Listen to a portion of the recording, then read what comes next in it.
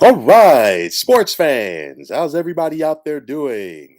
William Martin coming at you one more time here on YouTube with another edition of the 300 Pounds of Sports Knowledge Podcast.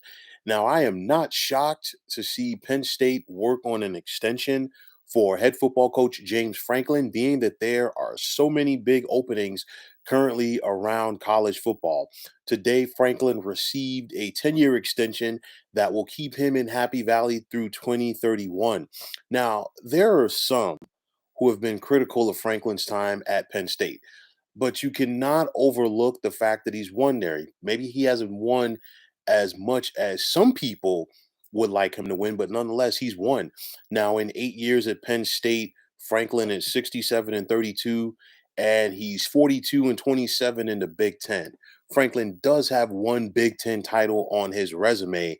And since coming to Happy Valley in 2014, he is only one of two head coaches, along with Mark D'Antonio, who have been able to win the Big Ten Conference, who have not roamed the sidelines representing Ohio State. And of course, Mark D'Antonio did that as the head football coach at Michigan State.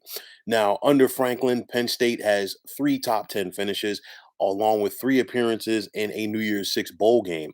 Now, 2020 was tough for the Nittany Lions. They started off slow, but they ended strong to finish the shortened season with a record of 4-5. And even though that 2021 did begin with some promise for Penn State, injuries really derailed this team. Now, Penn State had a tough schedule this year as they had road games against the likes of Iowa, Wisconsin, and then they have one coming up this Saturday against Michigan State. And then they also had some tough home losses to Illinois and Michigan. Not to mention, tough road loss against Iowa and then a tough road loss against Ohio State.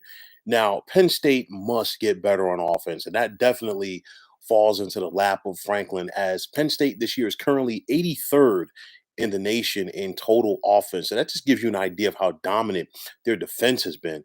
And you can ask yourself if Penn State had really been able to turn it up somewhat on offense, this team is probably thinking about a berth in the college football playoff. I think that's what frustrates people during Franklin's tenure at Penn State. Now, to some, Penn State may have overpaid to keep Franklin, but they didn't have a choice. And I talked about this in recent podcasts where a lot of schools were going to break the bank to either lure a big name head coach away from his program or to keep a head coach.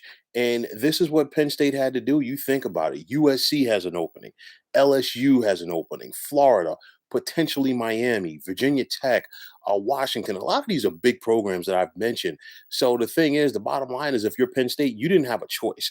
And I mean, don't get me wrong, there is a gauntlet in the Big Ten East because you think about the heavyweights that are there, along with Penn State. Of course, you have Ohio State. You also have the Michigan schools in Michigan and Michigan State.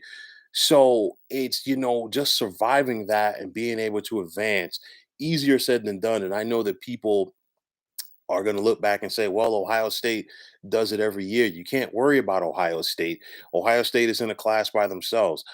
So far, Penn State, unfortunately for their case, they're 0-2 against their big brethren from the Big Ten East. And of course, they face Michigan State on Saturday in East Lansing. But nonetheless, Penn State, they've held their own for the most part under Franklin's watch there. He only has the one win over Ohio State, but he has been able to beat Michigan and Michigan State multiple times. And looking ahead, Penn State won't have an easy schedule in 2022 as it's going to include road games with Purdue and Auburn.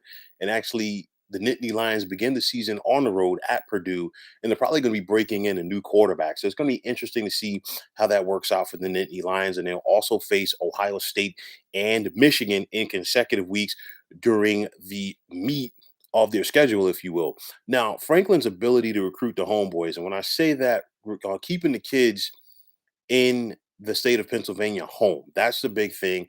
He's gotten quality talent from Pennsylvania. He has to compete with Pitt.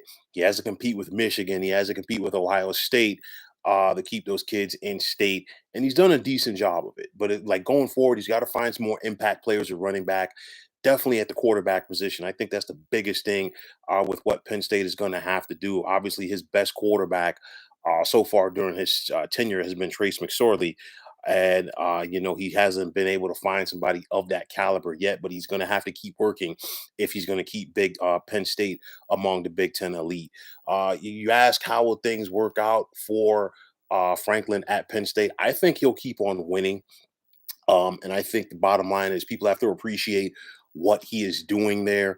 3 win seasons. He took over a program that was just coming off of probation.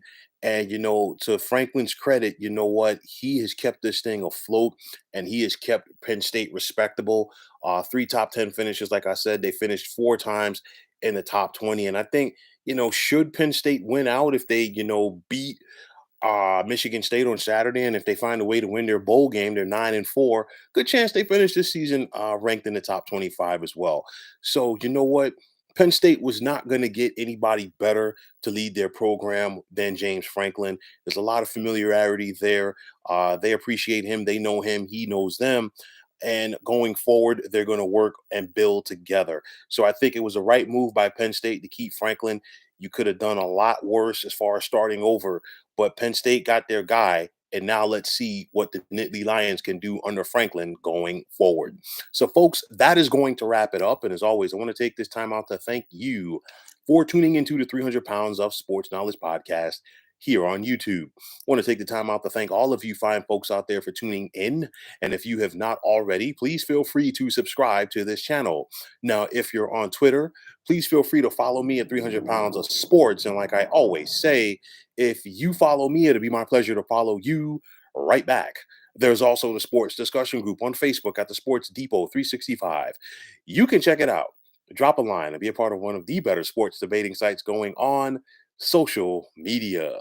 So once again, fine folks, my name is William Martin, signing off, saying take care and have yourselves a wonderful day.